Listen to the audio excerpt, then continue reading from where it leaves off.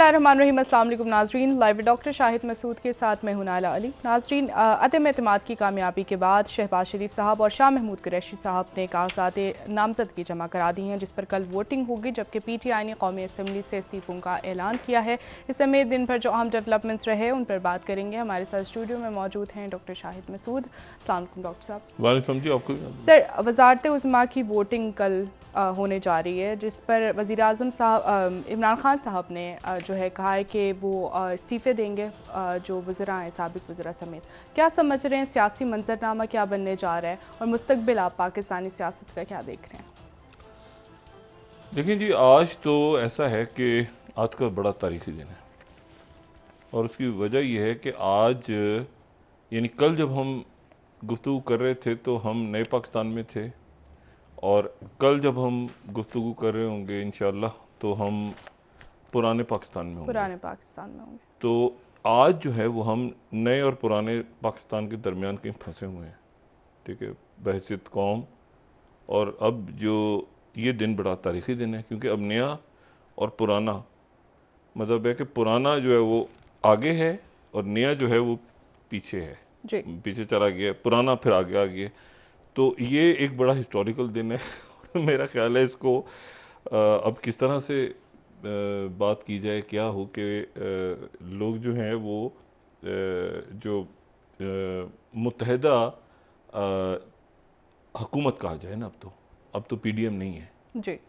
PDM जो है, जो इत्तेहाद था जिसमें मौलाना फजलुर रहमान साहब जिसकी क़यादत कर रहे थे, तो वो तो एक नुकाती एजेंडे पे था। पीपल्स पार्टी उसमें नहीं थी पहले, फिर अलग हो गई थी, फिर मुत्तहिदा अपोजिशन का नाम आने लगा था। तो PDM के इजलास होता था, फिर एक मुत्तहिदा अपोजिशन अलग थी जिसमें पीपल्स पार्टी थी जी सर। और फिर इसी तरह से जो MQM है वो भी PDM में नहीं थी, लेकिन वो मुत्तहिदा अपोजिशन में चली गई थी गालिबन कहीं करारदाद पेश होने के काफ़ी दिनों के बाद। ठीक है, यानी 3 अप्रैल को हुआ है तो गालिबन वो से 3-4 दिन पहले वो वहाँ चले गए। तो अब मुत्तहिदा हुकूमत है, मुत्तहिदा हुकूमत है, मुत्तहिदा अपोजिशन नहीं है, मुत्तहिदा हुकूमत है। और हम ज़रा इससे पहले कि हम पुराने पाकिस्तान में एंटर हों, हम नए पाकिस्तान एक जो पीछे चला गया थोड़ा सा, हम वहाँ से फवाद चौधरी साहब को शरीके गुफ्तगू करते हैं। फवाद चौधरी साहब, अस्सलाम वालेकुम। जी अस्सलाम वालेकुम। फवाद चौधरी साहब, मुझे ये बताएं कि ये हुआ क्या है, नया पाकिस्तान पीछे है, पुराना पाकिस्तान आगे आ गया है, हम दरमियान में खड़े हैं, आपका क्या है, जरा थोड़ा सा बताएं क्या सूरत हाल क्या है इस वक्त? ये पुराना पाकिस्तान तो नहीं है, ये तो गुलाम पाकिस्तान है और आज़ाद पाकिस्तान के लिए अब तो जदोजहद है। नए पाकिस्तान से ज़्यादा पहले तो अब तो आज़ाद पाकिस्तान के लिए जदोजहद है। जो कुछ हुआ है इस मुल्क के साथ, जिस तरह एक बाहर मुल्क में बैठ के एक बाहर के दारुल खिलाफे से आने वाले हुक्म को जिस तरीके से यहाँ पे एग्जीक्यूट किया गया है, उस पे हर जो थोड़ा बहुत भी सोच समझ रखने वाला पाकिस्तानी है उसका सर शर्म से झुक गया है। फवाद चौधरी साहब, मैं थोड़ा सा आपसे ये पूछूं, आपने आज कहा कि इस्तीफे देने जा रहे हैं, इसके ऊपर फैसला हो गया है या अभी होना है? देखिए जी, हमारा फैसला इसके ऊपर जो सेंट्रल एग्जीक्यूटिव कमेटी है उसने इसके ऊपर फैसला कर लिया है, तो हम इस्तीफे देने जा रहे हैं। अच्छा। पार्लिमानी पार्टी के साथ पहले मीटिंग आज अभी 9 बजे थी, अब उसको कल पे शिफ्ट किया है क्योंकि ज्यादातर काफी लोग जो थे वो कराची वगैरह थे, वहां से उन्होंने वापस पहुंचे नहीं है, तो वो वापस पहुंचेंगे कल 12 बजे। हम उसकी फॉर्मल अप्रूवल जो है पार्लिमानी पार्टी से भी ले लेंगे। इस्तीफे देना देखिए इसलिए जरूरी है यहाँ पे कि ये नहीं हो सकता कि आप एक सिस्टम में बैठें और उसको आप लेजिटिमाइज भी करें और फिर उसी के खिलाफ आप अपनी एक पब्लिक मूवमेंट भी शुरू करें। तो हमारा मानना ये है कि अगर आप एक पब्लिक मूवमेंट भी बनाना चाहते हैं तो ये तो नहीं हो सकता कि वो यजीद से भी मुरासम हुसैन को भी सलाम, उस सिस्टम में रह के आप तहरीक नहीं चला सकते। आप सिस्टम से निकलेंगे तो फिर आप तहरीक बनाएंगे। अच्छा फवाद चौधरी साहब, ये जो इतलात आ रही है कि और है भी ऐसा ना कि मुख्तलिफ ग्रुप्स बने, जैसे जहांगीर तरीन साहब का ग्रुप है, अलीम खान साहब का ग्रुप है, कितने अरकान ऐसे हैं जो इस्तीफा देने पे तैयार हैं और कितने हैं जो इख्तलाफ? आपके पास क्या काउंट किस तरह से, आपके काउंटिंग क्या है, कितने लोग इस्तीफा दे देंगे? मेरा ये ख्याल है कि तकरीबन 99% लोग इस्तीफा दे देंगे। उसकी वजह यह है, तमाम लोगों को मालूम है कि ये असम्बलियां नहीं चल सकती, और जो भी शख्स अगला इलेक्शन लड़ना चाहता है और पब्लिक के साथ रहना चाहता है वो इस्तीफा दे देगा। ये असम्बलियों की मुद्दत जो है वो ज्यादा से ज्यादा 3 महीने या 4 महीने, इससे ज्यादा ये हुकूमत और असम्बलियां और ये सिस्टम नहीं चल सकता। अच्छा, और नहीं, अगर फर्ज करें जैसे राजा रियाज साहब ने कहा कि हम तो इस्तीफा नहीं दे रहे, तो फिर किस तरह से, यानी वहां पर वो पीटीआई और मुनहरिफ अरकान वो अगर बैठ जाते हैं और कहते हैं कि हम जी यानी किस तरह से साख्त कैसे होगी असेंबली की? यानी आपसे ये तो डिस्क्वालीफाई हो जाएंगे। ये जो 22 लोग हैं जी, ये तो अगले, मेरा ये ख्याल है कि मैक्सिमम 1 हफ्ते या 2 हफ्ते में डिस्क्वालीफाई हो जाएंगे। तो सबसे पहले इलेक्शन तो नहीं की सीटों पे होने, नहीं, लेकिन वोट उन्होंने चौधरी साहब उन्होंने वोट नहीं डाला तो डिस्क्वालीफाई कैसे होंगे?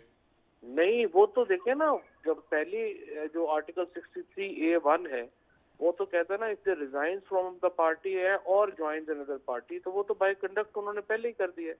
और फिर कल वोट जो है शाह महमूद कुरैशी साहब का, उसमें भी ये 22 लोग अगर एब्सटेन करेंगे तो एब्सटेनमेंट भी जो है उसमें शामिल है, तो उनके ऊपर तो बहुत मटेरियल। अच्छा, शाह महमूद कुरैशी साहब हिस्सा ले रहे हैं जो यानी शहबाज शरीफ साहब के अगेंस्ट, और तो आप कह रहे हैं कि इस्तीफा दे रहे हैं पार्लियामेंट, तो ये दो अलग अलग बातें नहीं है?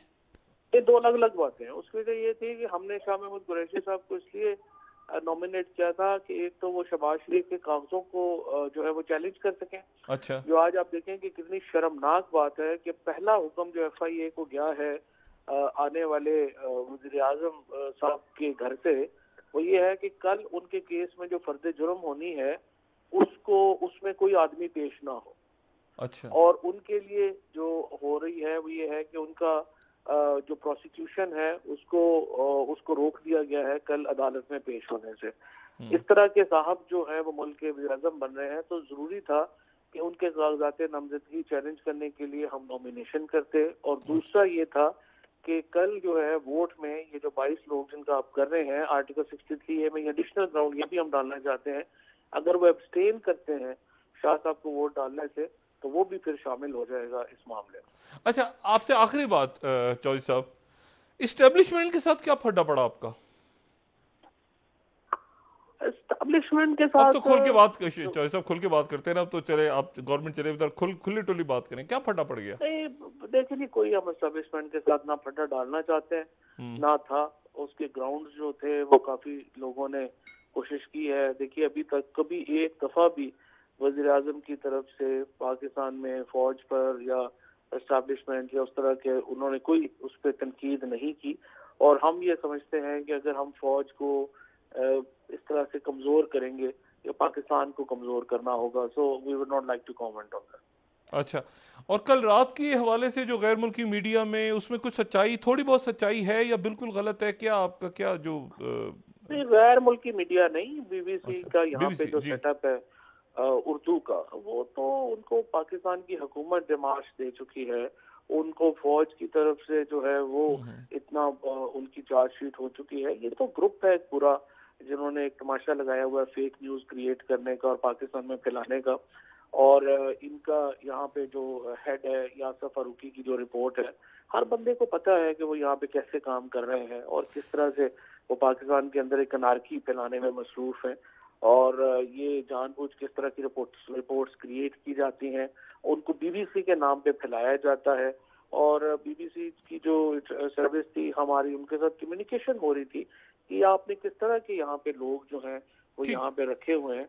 चौधरी साहब, असेंबली से बाहर जाना मुनासिब है या असेंबली में रह के लड़ना मुनासिब? ये दोनों, इस पे यानी बहस हो सकती है बड़ी तवील कि जी असेंबली में आप हैं तो आप ये उठा रहे हैं ना मसला कि जी शहबाज शरीफ साहब के पेपर्स आपने डिस्कस किए, आपने पॉइंट ऑफ ऑर्डर पे, आपने इजलास में, बाहर जाने के बाद जो है, यानी आप समझते हैं कि इतना क्राउड वगैरह, जब हुकूमत रियासती मशीनरी भी नहीं है, बाकी उधर पंजाब के अंदर मुस्लिम लीग नून आ गई, सिंध में पीपल्स पार्टी, आप मोबिलाइज कर पाएंगे उस रियासती मशीनरी जो कि अब आपके खिलाफ होगी बड़ी सख्ती के साथ? नहीं, आपकी बात सही है, इसमें कई आर्गुमेंट्स हो सकते हैं फेवर में भी और खिलाफ भी। लेकिन बात यह है कि आपके पास रास्ता है कि आप महफूज चलना चाहते हैं या आप ऑल आउट जाना चाहते हैं। हम इस निज़ाम के खिलाफ, ये इम्पोर्टेड हुकूमत के खिलाफ ऑल आउट जाना चाहते हैं। खान साहब का क्या पॉइंट ऑफ व्यू है, इमरान खान साहब का? ये खान साहब का पॉइंट ऑफ व्यू है जो मैं आपको दे रहा हूँ। मेरा अपना पॉइंट ऑफ व्यू तो जो भी है, but I will follow what Imran Khan says. ठीक है चौधरी साहब, बहुत शुक्रिया आपका, थैंक यू वेरी मच। अच्छा, अब फवाद चौधरी साहब ये कह रहे हैं, ऑल आउट की बात कर रहे हैं सर जी। अब देखें, फवाद चौधरी साहब कह रहे हैं कि 99%, तो 99% जो है वो 100 से ज़्यादा ही तादाद बंदी बनेगी। अगर चलें 99% नहीं कहते, आप इसको 75% भी कर लेते हैं, आप इसको 60-70, लेकिन बहरहाल मैटर जो है वो इमरान खान साहब करते हैं कि इमरान खान साहब क्या रहते हैं पार्लियामेंट में या पार्लियामेंट से मुस्ताफ़ी होने का ऐलान करते हैं, और फिर उसकी डायनेमिक्स क्या बनती है। वो फवाद चौधरी साहब ने भी कहा कि दोनों तरफ से आ रहा है कि क्या सिस्टम से निकलना मुनासिब है तहरीक इंसाफ का, या सिस्टम में रह के, यानी उस पार्लियामेंट में रहते हुए जहां पर किसी का आप कुछ नहीं पता, ठीक है ना। मतलब है कि मैं जानता हूं बहुत अच्छी तरह के कुछ वुज़रा रहे और कुछ वुज़रा एक्सपेक्टेशन थी कि ये शायद चले जाएंगे, ये रह जाएंगे, वो बहरहाल जो जिनके बारे में ख्याल था कि वो नहीं रहेंगे वो रह गए, और जिनके बारे में ख्याल था कि चले जाएंगे वो चले, जो है वो मतलब गड़बड़ हो गया सारा मामला। लेकिन एनीवे, इस बात पे बहस हो सकती है कि क्या असेंबली में रहना मुनासिब है या बाहर जाना मुनासिब है, क्योंकि 2 दफ़ा ऐसा हुआ है जहां तक, और भी जाहिर है कि हम तो जो मेरी मेमोरी में आ रही हैं चीज़ें, 2 बार ऐसे हुआ कि एक तो बेनज़ीर भुट्टो साहबा ने 1985 के इलेक्शन से वो बाहर रहीं जी, लेकिन और उन्होंने कहा बाद में कि मैंने उस इलेक्शन से बाहर रह के गलती की, लेकिन फिर तारीख ने ये देखा कि वो इतनी बड़ी कोई गलती शायद थी भी नहीं, क्योंकि वो 2-3 साल ही हुकूमत चली और 88 के अंदर वो हुकूमत बड़े बैड नोट्स के ऊपर, बड़ी तलखी पे वो जनरल ज़ियाउल हक साहब ने पार्लियामेंट तोड़ दी, मोहम्मद खान जुनीजो साहब की। और उसके बाद जो है वो बेनज़ीर भुट्टो साहबा आ गई 88 में, तो उन्होंने ख़ास लूज़ नहीं किया उस इलेक्शन में, जो कि ज़ियाउल हक साहब के अंडर होता, तो जाहिर है कि फिर वो जुनीजो साहब नहीं चल सके तो बेनज़ीर भुट्टो साहबा कहाँ चलती। तो उस सेटअप में वो ठीक हुआ कि वो नहीं गई उसमें। 58-2 भी तो थी ना, तो उस वक्त फिर एक नया क्राइसिस खड़ा होता और वो मेरे ख्याल से मुनासिब भी नहीं था। मतलब वो और खुदा जाने क्या होता, लेकिन बहरहाल वो बड़ा अजीब सा होता कि बेनज़ीर भुट्टो साहब उस इलेक्शन में हिस्सा लेती हैं और पार्लियामेंट में होती हैं, ज़ियाउल हक साहब भी होते, और ये नहीं। अच्छा, दूसरी बात जो है वो ये कि दूसरा वाक़या जो जहन में आता है वो ये है कि MQM ने बाइकआउट किया कराची में। उन्होंने कहा कि हम इलेक्शंस का बाइकआउट करते हैं, और उन्होंने बलदियाती इलेक्शंस का बाइकआउट कर दिया।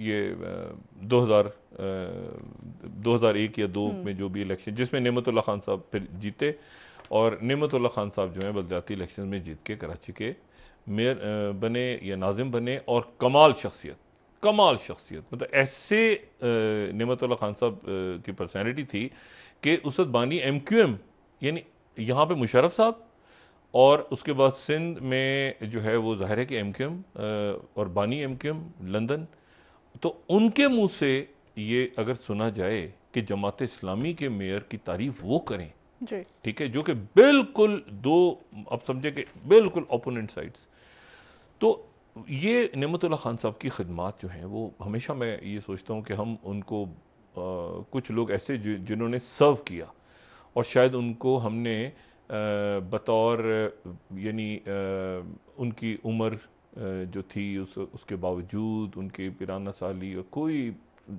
मजाल है जो एक ज़रा सा धब्बा उनकी ज़ात पे लगा हो, मतलब क्या कमाल शख्सियत है वो, और जिस तरह वो काम करके चले गए। और तो मतलब है कि उससे मतलब उस बहुत से लोग आए, बहुत सारे मेयर आए कराची में और अच्छे आए, मैं किसी, लेकिन जो नेमतुल्लाह खान साहब काम दिखा गए उस वक्त, और वो काम करते थे, और एक बड़ा अजब सा सेटअप था मुल्क के अंदर, ठीक है ना, कि मुशर्रफ साहब बैठे हैं, MQM है, मुस्लिम लीग काफ है, उसके बाद और लेकिन और जमात इस्लामी किसी कराची से वो आ गए, और कराची बड़ा अच्छा उन्होंने सर्व किया। तो ये 2 वाक़यात हुए जिसमें, और लेकिन उसमें फिर MQM को ये एहसास रहा कि उन्होंने इसी तरह से मेरे ख्याल से शायद सूबाई असेंबलियों का भी एक दफ़ा बाइकआउट हुआ था या ऐसे कोई मामला हुआ था, तो MQM ने फिर फैसला किया बाइकआउट नहीं करना।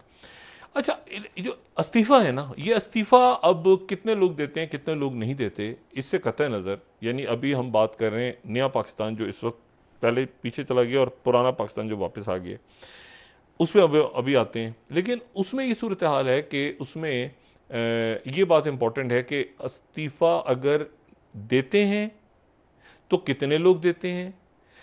अगर 100 से ज़्यादा या 80 या 70 या 75 लोग मुस्ताफ़ी हो जाते हैं तो उसके बाद वो पार्लियामेंट एक अजब उसका मामला होगा। उसकी वजह क्या है? उसकी वजह ये है कि जैसे मैंने आपसे कहा कि पीडीएम अमलन ख़त्म हो गई। कल रात जब मियां शहबाज शरीफ साहब इलेक्ट हो गए तो पीडीएम ख़त्म हो गई और मुत्तहिदा अपोजिशन ख़त्म हो गई और अब बन गई मुत्तहिदा हुकूमत साजी। ठीक है, मुत्तहिदा हुकूमत साजी जो कि अभी मैंने कहा हम दरमियान में कहीं नए और पुराने और नए के दरमियान में कहीं फंसे हुए हैं इस वक्त। तो इस वक्त हम उसे तज़किया दे सकते हैं थोड़ा सा। अच्छा, अब ये है कि अब एक पार्टी जो है मुल्क में, सिर्फ एक पार्टी इस वक्त ऑपोजिशन में है और उसका नाम है तहरीक इंसाफ जी।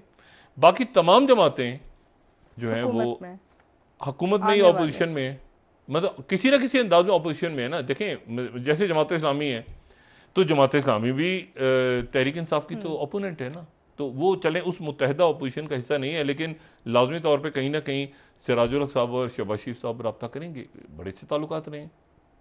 इसी तरह से जो पाक सरजमीन पार्टी है वो एमक्यूएम से अलग है, लेकिन इस पूरे डायनामिक्स में कहीं ना कहीं तो मौजूद है। तो वो मौजूद है तो वो भी इमरान खान के मुखालिफ ही रहे हैं, तो वो भी अपनी जगह मौजूद है। तो आप समझें कि तमाम जो हैं पार्टीज वो एक तरफ हैं और इमरान खान साहब, तो ये मुत्तहिदा हुकूमत है। ये अच्छा, एक नुकाती एजेंडे पे इकट्ठे हुए थे, ये ज़हन में रखें, एक नुकाती एजेंडा, और वो एजेंडा था कि इमरान खान को बाहर निकालना है। तो इमरान खान साहब तो चले गए, ठीक है, हुकूमत से चले गए। अब वो जो एक नुकाती एजेंडा था वो अपना इख्तिताम पजीर हुआ। मैंने अभी मैसेज छोड़ा था, अगर जवाब आ जाए कोई हमें बताए मुस्लिम लीग नून की तरफ से, पीपल्स पार्टी की तरफ से अगली हुकूमत साजी का खाका, तो हम उससे बात कर सकें। लेकिन वहाँ से चूंकि कोई मैसेज मैंने 2-3 रहनुमाओं को छोड़ा तो वो शायद अभी इस पर बहुत ज़्यादा क्लैरिटी नहीं है, तो वहाँ से जवाब नहीं आ सका। लेकिन अगली हुकूमत साजी, तो अब आप इसे यूँ समझें कि एक मुत्तहिदा, नहीं, इमरान खान साहब चले गए, शहबाज शरीफ साहब आज तमाम दिन फाल रहे, और हालांकि कल रात को बड़ी बदमज़गी में ये, यानी जैसे होता है ना, हम ट्रांजिट में कहूँगे जो आज का प्रोग्राम ट्रांजिट में हो रहा है नए और पुराने पाकिस्तान के दरमियान, तो पिछला जो जहाज़ था वो उसकी क्रैश लैंडिंग हुई, वो कोई स्मूथ नहीं हुआ, और अगले जहाज़ का जो हमने टेक ऑफ होना है वो नए यानी पुराने पाकिस्तान की तरफ, माजरत में अगर नए पुराने में मिक्स हो जाऊँ, तो वो जो है वो टर्बुलेंट है। यानी अभी वो बार बार आवाज आ रही है वहां से कि 2 मिनट जरा ठहर जाएं, अभी जो है वो मौसम, अभी रनवे मौसम आगे जरा थोड़ा ठहरें, जहाज की अभी बोर्डिंग 5 मिनट बाद 10 मिनट बाद शुरू होगी। उसकी वजह यह है कि वो इतनी सारी जमातें हैं और शहबाज शरीफ साहब ने कहा हम सबको साथ लेके चलेंगे। ठीक है डॉक्टर साहब, पीटीआई के उम्मीदवार अगर इज्तिमाई तौर पर इस्तीफे दे देते हैं तो क्या इलेक्शन कमीशन अभी दोबारा ज़िमनी इंतखाबात करा सकता है? नहीं, अभी तो इलेक्शन कमीशन कह चुका है ना कि हमें कुछ अर्सा लगेगा, टाइम लगेगा। देखें, करवाने को तो कुछ भी करवा सकता है इलेक्शन कमीशन, लेकिन यह है कि जंग मोहब्बत और पाकिस्तान में सब कुछ जायज़ है। तो वो तो बात यह है कि, लेकिन मैं ये सिर्फ कह रहा हूँ कि अब ज़रा सिनेरियो देखें ना। सिनेरियो ये है कि जो शहबाज शरीफ साहब की आज जो है ना, शहबाज शरीफ साहब फुल एक्टिव, और शहबाज शरीफ साहब ने आज मुलाकात की, ज़रदारी हाउस भी गए, उन्होंने मौलाना फजलुर रहमान से मुलाकात की, उन्होंने मुलाकात की जो है एमक्यूएम की शख्सियत से मुलाकात की, वो तमाम मुलाकातें उनकी हो रही हैं। वो सवाल ये है कि यहाँ पर अगर ये इस्तीफा दे जाते हैं तो इस पार्लियामेंट में अपोजिशन कौन होगी? अपोजिशन भी तो एक होती है ना, ये अपोजिशन नाम की कुछ चीज किसी दुनिया की किसी पार्लियामेंट में, कोई दुनिया की पार्लियामेंट हो उसमें एक अपोजिशन जरूर होती है, अनलेस एंड अनटिल के वो कोई कम्युनिस्ट हुकूमत हो, आप एक ऐसा सिस्टम हो कि जहां पे अपोजिशन ही ना हो। ठीक है, मतलब आपको कम्युनिस्ट पार्टी चाइना में नजर आती है लेकिन वो अपोजिशन पार्टी तो नजर नहीं आती, या आपको रशिया में कोई एंटी प्यूटिन पार्टी तो नजर नहीं आती, तो या बाकी जो जहां पे मोनार्कीज हैं वहां पर। लेकिन अगर वेस्टर्न डेमोक्रेसी है, ये सिस्टम है, तो इसमें लीडर ऑफ द ऑपोजिशन कौन होगा? तो क्या अगर पीपल्स पार्टी भी हुकूमत का हिस्सा है, जो कि है, उनको जाहिर है कि वजारत खारजा के हवाले से बात हो रही है जी, और ये यहां से निकल जाते हैं और शहबाज शरीफ साहब कह रहे हैं हम सबको साथ लेके चलेंगे। अच्छा, सबको साथ लेके चलना जो नहीं, कहना आसान है तो करना अजाब है। उसकी वजह ये है कि जब ये हुआ चार्टर ऑफ डेमोक्रेसी और एक हुकूमत बनी, और उस वक्त इमरान खान साहब जाहिर है कि बहुत उसमें उन्होंने हिस्सा नहीं लिया था 2008 के इलेक्शंस में। तो उस वक्त ये हुआ कि मुशर्रफ साहब सदर थे और यहाँ पर हुकूमत बनी और हुकूमत साजी हुई, और उसमें पीपल्स पार्टी भी मौजूद थी और मुस्लिम लीग नून भी मौजूद थी, और यूसुफ रजा गिलानी साहब की जो पहली काबीना थी। तो यूसुफ रजा गिलानी साहब की जो पहली काबीना थी, उस काबीना में मेरा ख्याल है कि चंद माह या चंद हफ्ते या चंद माह, तो मेरे ही नशिस्त में आसिफ जरदारी साहब तशरीफ़ लाए इसी प्रोग्राम में, जो यानी मेरा ही प्रोग्राम था जो मेरे मुताबिक के नाम से, और उसमें जरदारी साहब से मैंने सवाल किया तो उन्होंने कहा कि ये माहिदा तो कुरान और हदीस नहीं होता। और उसके बाद जो है वो क्या था वो, लाई बेकदराना यार ये तो टूट गई तड़क करके, वो तड़क करके यहाँ पे एक हंगामा हुआ, और उसके बाद जो है वो जरदारी साहब सदर बने। हालांकि गालिबन ये तय कुछ और हुआ था, मतलब तय कुछ भी नहीं था, लेकिन गालिबन नवाज शरीफ साहब के ज़हन में होगा कि भाई मैंने इनको दे दी, अगर वजारत उज़्मा यूसुफ रज़ा गिलानी को दे दी है तो सदर मैं बनूंगा। लेकिन ये हुआ कि जरदारी साहब ने उस वक्त कहा कि वो तो मतलब ये तो कोई, जरदारी साहब सदर बन गए। जरदारी साहब जो हैं वो सदर हो गए, और सदर भी वही है और वज़ीर आज़म भी वही हो गए, और लेकिन फिर पंजाब उनको मिल गया। तो एक ऑपोजिशन तो बनी, लेकिन उसमें यह था कि वो ऑपोजिशन है भी नहीं भी है, वो चार्टर ऑफ डेमोक्रेसी भी है, तो वो बस वो मतलब आगे पीछे कोई नैब सारा खत्म हो गया, ये वो मतलब आगे चला मामला। उसी के अंदर से फिर पहले तो जन्म लिया एक आप समझें कि एक पावर रियासत के अंदर एक और ढांचे ने आवाज उठाई, क्योंकि ये दोनों, और वो दरमियान में उठी, और वो थी अदालत, सुप्रीम कोर्ट ऑफ पाकिस्तान, ठीक है, इफ्तिखार चौधरी साहब की। और क्योंकि इधर से मतलब वो अगर अदालत ना होती तो फिर ये दोनों शख्सियत जो थी इनके, अदालत सूमोटो, इधर से ये आते थे अदालत की तरफ कि हम तो अदालत जा रहे हैं, अदालत सूमोटो लेती थी, उधर से ये, तो वो अदालत ने बीच में वो रोल प्ले किया, जो असल में आप समझ लें कि एक तरह से चेक एंड बैलेंस होता है ना। अच्छा, लेकिन और उसी के दरमियान से इमरान खान की तहरीक उठी कि भाई ये तो दोनों मिले हुए आपस में, और यहीं से वो उठा, और 2011 के अंदर फिर जलसा, और फिर बाकी सारी तारीख है। अब इशू ये कि इमरान खान चले गए, ठीक है, यानी ऑपोजिशन से वो ऑपोजिशन में चले गए। अब आ गया, अब हुकूमत साजी कैसे होगी। शहबाज शरीफ साहब देखें, बजट आना है सर पे, और सबसे बड़ा मसला ये है कि बजट कैसे बनेगा, फैटिव मईशत, और अब जो भी कुछ होगा, नवाज शरीफ साहब का ज़हन ये होगा कि मैं जल्दी इलेक्शन कराऊं, जितना मैं समझता हूं जल्दी इलेक्शन हो जाए, क्योंकि जो पिछला मलबा है सारा, जो भी इधर उधर जो आपने मामला तय किए सारे, वो कहीं इस हुकूमत के सर ना पड़ जाए, ठीक है, जो कि पढ़ना ही पढ़ना है। और इमरान खान साहब ने आराम से निकल जाना और कहना है ये देखो ये बैठे हैं सारे, ठीक है, ये देखो महंगाई ऐसे आपस में। और उस पार्लियामेंट की साख्त कैसी होगी, वो तो हम देखते हैं ना एक दो दिन के अंदर कि उस पार्लियामेंट की साख्त बड़ी इंपॉर्टेंट है। As a Pakistani, as a political student हम देखें कि जी अगर उसमें पीपल्स पार्टी मिसाल के तौर पे पाकिस्तान, पहली बात तो सदारत के ऊपर कुछ तय नहीं हुआ, अभी तक तय नहीं हुआ, ठीक है। सदारत मौलाना फजलुर रहमान साहब लेंगे, मतलब मैंने उनके लोगों से भी बात की, मैंने पीपल्स पार्टी के कुछ लोगों से ऑफ द रिकॉर्ड बात हुई, मुस्लिम, अभी तक जबानी कलामी बात है, ठीक है, यानी आपस में तय हुआ है, लेकिन वो कौन सी शख्सियात होंगी।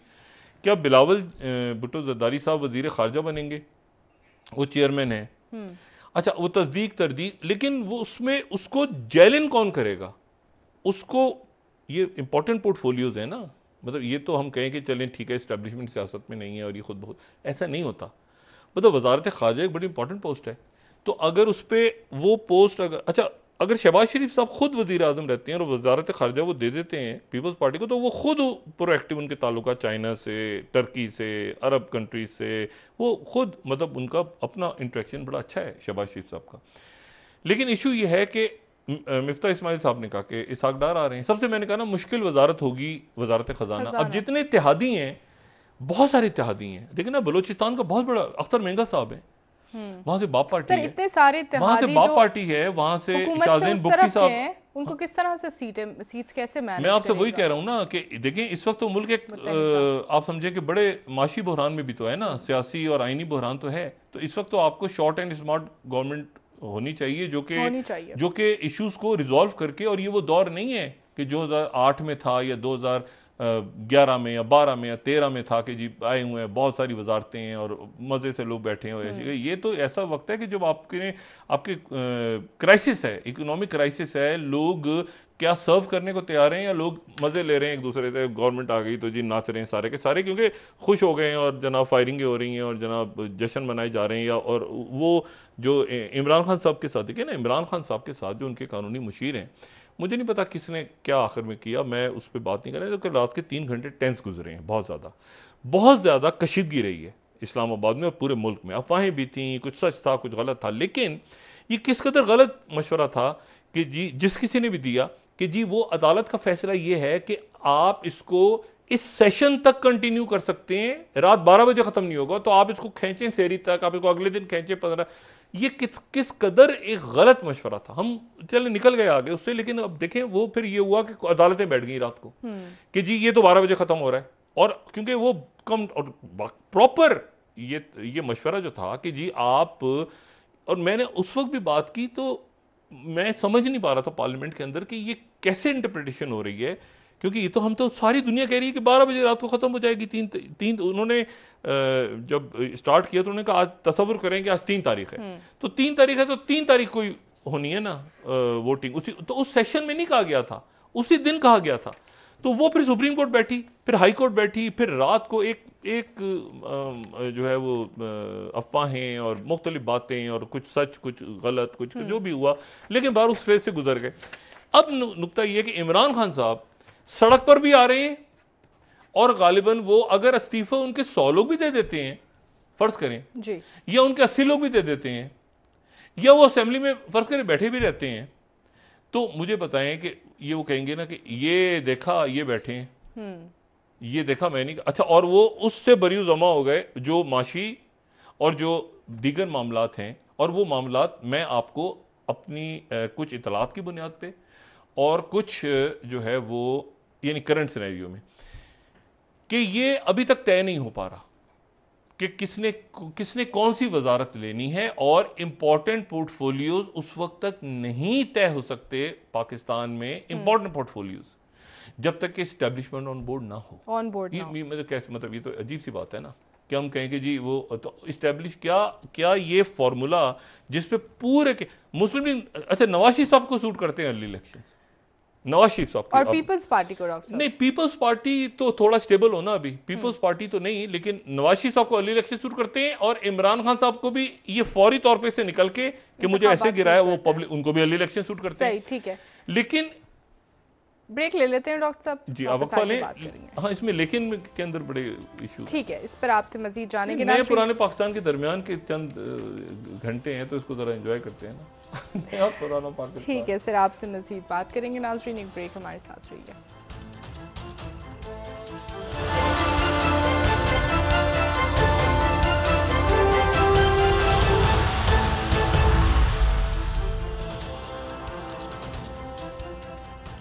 वेलकम बैक नाजरीन। जी डॉक्टर साहब, आज जो इमरान खान साहब की ज़ेर सदारत पीटीआई कोर कमेटी का इजलास हुआ था, उस पर उन्होंने फैसला किया था कि मजबूत अपोजिशन का किरदार अदा करेंगे, लेकिन अचानक से फैसला बदल जाना कि अब सब नहीं, मेरा ख्याल है अभी तो थॉट प्रोसेस चलेगा ना, हर तरफ थॉट प्रोसेस चलेगा कि किस तरह से मुल्क को, मैंने कहा ना कि इस वक्त मुल्क के इश्यूज बिल्कुल उस यानी पाकिस्तान उन हालात में नहीं है जिन हालात में आप समझें कि 2005 में था या 2006 में, तो बड़ा प्रेशर था। यानी आपके ड्रोन अटैक्स और आपके मामलात और अफगानिस्तान के अंदर और यहाँ बम धमाके और बाकी मामला, इस वक्त एक और किस्म का क्राइसिस है। इस वक्त क्राइसिस ये कि आपके पास मौका है बहुत कुछ करने का और हम दाखिली मामलात में उलझ गए। मतलब वो तो ऐसे तरह कि आपके पड़ोस के अंदर कोई आग लगी हुई है बहुत ज्यादा और आप कह रहे हैं कि जी हम कुछ भी नहीं कर सकते, ड्रोन अटैक्स हो रहे हैं वगैरह। लेकिन इस वक्त तो हालात ये कि एक सुकून अफगानिस्तान में भी चाहिए आपको। एक आपने अपने ब्रादर ममालिक के साथ, अपने पड़ोसी ममालिक के ताल्लुकात कैसे होंगे वो आपने डिफाइन करने हैं। इंडिया के साथ कैसे हमने जाना है, रशिया के साथ, चाइना के साथ मामला, अमेरिका के साथ मामला, EU। आज इलेक्शन स्टार्ट हो गया पहला जो फ्रांस का, और बड़ा लो टर्न आउट है, लेकिन देखते हैं उसमें कल तक क्या सूरत सामने आती है। लेकिन बात यह है कि वो प्रेसिडेंट मैक्रोन जो है वो बिल्कुल उनका टाई हुआ है ली पेन के साथ। एनीवे, तो वो सारे इश्यूज अपनी जगह। अब यहां पर एक स्टेबिलिटी चाहिए। अगर तो अभी ये जो कोशिश हो रही है, जो शहबाज शरीफ साहब कर रहे हैं कोशिश, ये एक कोशिश इमरान खान साहब का यह है कि ये सिस्टम ही पूरा गिरेगा तो उस सिस्टम के नतीजे में मतलब ये सिस्टम नहीं चल सकता। ठीक है, क्योंकि सारे के सारे वो कहते हैं ना, अब वो चूंकि मुत्तहिदा एक ऑपोजिशन की, यानी मुत्तहिदा ऑपोजिशन तो नहीं रही ना, मुत्तहिदा हुकूमत कहा जाए ना, एक मुत्तहिदा हुकूमत हम कल कहेंगे ना उसको। आज तो मेरे ख्याल से दरमियान में है तो हम इसलिए कहीं फंसे हुए हैं बीच में, लेकिन कल हम एक मुत्तहिदा हुकूमत साजी का दौर शुरू होगा। वहां पर फिर मैं वही बात कह रहा हूं कि ये सबसे मुश्किल टास्क है इस वक्त। इसलिए मुश्किल टास्क है कि इस तो बहुत सारे जो हैं वो स्टेक होल्डर्स हैं। मतलब मिसाल के तौर पे शाहज़ीन बुगटी हैं, मिसाल के तौर पे अख्तर मेंगल साहब हैं, मिसाल के तौर पे MQM है, मिसाल जमात इस्लामी है, जमीयत उलमा इस्लाम का इंतहाई फाल रोल रहा है मौलाना फजलुर रहमान साहब का। उसके बाद जो है ये मुनहरफ अराकीन, उसके बाद ये कि वो लोग जिन्होंने अगले इलेक्शन में टिकट्स लेने हैं या जो भी मामला है वो इधर आए उधर, अच्छा वो अगर फर्ज करें उनको 63A में वो नहीं जाते, फर्ज करें वो रह भी जाते हैं, तो वो फिर ऑपोजिशन की तरफ बैठेंगे या हुकूमत की तरफ बैठेंगे? वो वोट तो उन्होंने उधर डाल दिया, तो अगर फर्ज करें उनकी फेवर में आ जाता है, अगर फेवर में नहीं आता तो वो तो अगले इलेक्शन के टिकट के ऊपर बात हो गई। और अगर फेवर में वो रह जाते हैं तो फिर भी वो मतलब PTI में तो रहे, लेकिन वो क्या उधर बैठेंगे या उधर बैठेंगे? मैंने आपसे कहा ना कि किस ये पार्लिमानी जमहूरियत में ये इस तरह हो गया कि आप कहेंगे डेमोक्रेट्स और रिपब्लिकन एक साथ बैठ के काम करेंगे। कुछ जगहों पे करते हैं वो, कुछ जगहों पे होता है हमेशा, बाय पार्टी दोनों तरफ के सेनेटर्स इकट्ठे होते हैं, बैठते हैं कमेटीज में। और पाकिस्तान में भी रवायत रही है, ये पिछले कुछ दौर में पिछले कुछ अरसे में खत्म हुई है, लेकिन कुछ मामलात के ऊपर जैसे आपके कोर इश्यूज होते हैं, कोर इश्यूज के ऊपर वो इकट्ठे होकर बैठ जाते हैं सारे के सारे, और कोई इख्तलाफ नहीं होता। अब मिसाल के तौर पे एक पार्टी अगर निकल गई तो ये मैंने आपसे कहा नहीं, आज के बाद से ये नए और पुराने और नए और जो भी, हमें तो पाकिस्तान चाहिए, सीधी सी बात है, हमें तो पाकिस्तान चाहिए। बाकी तो ये अल्फाज का गोरख, हमें तो एक पाकिस्तान, अच्छा खूबसूरत पाकिस्तान चाहिए। इशू ये है कि उसमें जो है वो सब इसमें कोशिश करेंगे कि जो आसान और सहल और चीजें हैं वो लें, और यानी अक्सरियत की कोशिश होगी। मैंने कहा ना सबसे मुश्किल मामला बजट, फॉरेन पॉलिसी, जो लॉन्ग टर्म फॉरेन पॉलिसी आपने डिफाइन करें, लॉन्ग टर्म फॉरेन पॉलिसी किस ब्लॉक में बैलेंस कैसे करना है, कैसे आपके, मैंने फिर वही बात की, किस तरह से आपने मतलब लोग इंतजार कर रहे हैं कि एक मिनट पाकिस्तान से कोई बात ऐसी आए। लेकिन वो जो इमरान खान साहब हैं, अब इमरान खान साहब जो इसको अब वो निकलेंगे डिमोलिश करने के लिए। उनका मैं आपको बिल्कुल उनका जो इस वक्त सूरत हाल है, जो उनकी सोच है, जो फवाद चौधरी साहब ने भी की और इमरान खान साहब की वाकई है, और मैं हमेशा ही कहता रहा हूं कि वो लड़ेंगे। अब वो लड़ेंगे किस सूरत हाल के नतीजे में? वो लड़ेंगे कि अच्छा ये देखें ना ये हैं, फिर उनका दूसरा जो है वो ये आपके बैरून मुल्क एक्सपर्ट पाकिस्तानी EVM मशीन। अच्छा, फिर तीसरी बात जो है ये कि अगर वो इसको, मैंने आपसे कहा ना कि अगर आप 1 मिनट के लिए आप इमरान खान साहब को ऐसे साइड पे कर दें, PTI को साइड पे कर दें, शहबाज शरीफ साहब के लिए बहुत मुश्किल टास्क है। क्योंकि एक तो ये कि हर एक से वो मिल रहे हैं जाके, बहुत अच्छा। रात को एयाज सादिक साहब ने बड़ा अच्छा जेस्चर दिया, असद कैसर साहब ने तो कमाल किया। उन्होंने जब रिजाइन किया, दिन में तो चले जैसा भी उनका सिलसिला रहा, लेकिन रात में जब रिजाइन किया तो उन्होंने कहा कि मैं, जाहिर है कि वो फंस गए थे इमरान खान साहब और उसके दरमियान, तो वो फिर उन्होंने रास्ता चुना इमरान खान साहब का। एक तरफ से अदालत का फैसला था और घड़ियां जो हैं वो बिल्कुल चल रही थी कि जी इतने मिनट रह गए, इतने मिनट रह गए। वैसे 12 बजे के बाद हुई है काउंटिंग जारी, हाँ ठीक है, लेकिन खैर है। अच्छा, लेकिन इशू ये है कि एयाज सादिक साहब ने अच्छा जेस्चर दिया, और एयाज सादिक साहब इमरान खान साहब के साथ पड़े हुए हैं दोनों। अयाज सादिक साहब इमरान खान गहरे दोस्त हैं, अभी तो मुझे नहीं पता क्या हालात में रहे हैं, इतना मैं जानता हूं। तो अयाज सादिक साहब ने बड़े अच्छे अंदाज में उनको खुदा हाफिज का जो कि अच्छा जेस्चर गया। लेकिन मैं आपसे बात में कह रहा हूं कि हुकूमत साजी जो है ना, अब ये हुकूमत साजी, और उधर से अभी नया पाकिस्तान या पुराना पाकिस्तान या इमरान खान साहब, वो उनका जो स्लोगन है ना कि ये देखो ना ये सारे के सारे, अच्छा वो असल में, और वहां पर फौरी तौर पे देखिए, ये तो बड़ी आसान वजारतें होती हैं ना, आप बहुत सारी वजारतें ऐसे ही हैं, वजारतें डाक भी है शायद पाकिस्तान में, मतलब बस आपने लेने हैं वो मावनाने खुसूसी बना दें, ये बना दें, वो बना दें। इशू ये है कि मईशत, खारजा पॉलिसी अंदर आपने हारमोनी मुल्क में कैसे लेकर आनी है, लोगों को डिलीवर कैसे करना है, अच्छा मुश्किल फैसले लेने हैं। देखिए ये उस वक्त आ गए हैं यहाँ पर, अगर मुझे नहीं पता इसाक डार साहब वापस आ रहे हैं कि नहीं, या मिफ्ता इस्माइल साहब वजारत खजाना लेते हैं, इसाक डार साहब वापस आते हैं, लेकिन मुश्किल टास्क। और मैं कल हैरान जिस बात पे हुआ, मैं आपको एक बात बताऊं, पार्लियामेंट में मैं वापस आ रहे, इसाक डार साहब वापस आ सकते हैं। केसेस का क्या होगा डॉक्टर साहब, केसेस के मामलात का क्या बनेगा? जो एहतसाब की बात हुई और इस मुल्क में, देखिए बात सुनिए, इस मुल्क में ना केसेस का पता चलता है ना ब्रीफ केसेस का, बाकी जो है वो आप छोड़ दें, बाकी सारा गोरख धंधा है, ठीक है बस। अच्छा तो इसाक डार साहब वापस आएंगे, और इस अभी क्योंकि मिफ्ता इस्माइल साहब का कहना है ये कि इसाक डार साहब बजट बने, अगर फर्ज करें किसी वजह से नहीं आ सकते वो, तो उसके बाद मिफ्ता इस्माइल साहब बनाएंगे, हो सकता है एहसान इकबाल साहब हो लेकिन मुझे नहीं पता कि ये खजाना जो मईशत का इशू है इसको कौन इसको कौन लेगा, क्योंकि ये है असल इशू जो है ना पाकिस्तान का मेन इशू, एक ये और एक खारजा, क्योंकि आपको एक स्टेबिलिटी नजर आए। इमरान खान साहब जो हैं, अगर वो इस्तीफों की बात कर रहे हैं, सड़कों पे आऊंगा तो वो इसको डिमोलिश करेंगे इस सिस्टम को, क्योंकि देखो सारे मिलके बैठ गए, वही उनका वही आपने फवाद चौधरी की गुफ्तगू सुनी ना, ये हुकूमत में रहते हुए लोगों को बड़ा इतराज रहा है ना कि वो इस तरह के अल्फाज इस्तेमाल करते रहे हुकूमती, यानी नया पाकिस्तान जो यानी पहले पुराना रिवाइंड में हो गया है, और पुराना जो आगे आ गया है, मैं पता नहीं कंफ्यूज हो रहा हूँ उसमें। अच्छा तो अब वो जो है वो उसमें कई लोगों को था कि जी उसमें आप किस तरह की गुफ्तगू इस्तेमाल करते हैं वज़रा, कैसी बात है। अब तो वो अपोजिशन में है। आज मैंने पहली दफा देखा शाह महमूद कुरैशी साहब को गुस्से में, ये जब उनका टाकरा हुआ वहां पे, मेरा ख्याल है कि वहाँ पे बाबर इवान साहब साथ थे, एहसान इकबाल साहब थे, नवीद कमर मुझे नजर आए। मैंने बड़ा कम देखा शाह महमूद कुरैशी साहब को जो है गुस्से में। शाह महमूद कुरैशी साहब गुस्से में थे बहुत ज़्यादा, और एहसान इकबाल साहब के साथ उनकी झड़प हुई। और तो अब मसला ये है कि अब जाहिर है कि एक वो उस फेज़ में अब पीटीआई के जो चाहने वाले हैं और इमरान खान साहब के फॉलोअर, तो वो उस गुस्से में, अब गुस्से में आके हुकूमत में क्या, तो वो चोर डाकू इकट्ठे हो गए, मैं नहीं कहता वो चलेगा, और उसके चाहे वो पार्लियामेंट में हो या बाहर हो, दोनों सूरतों में वो चलेगा।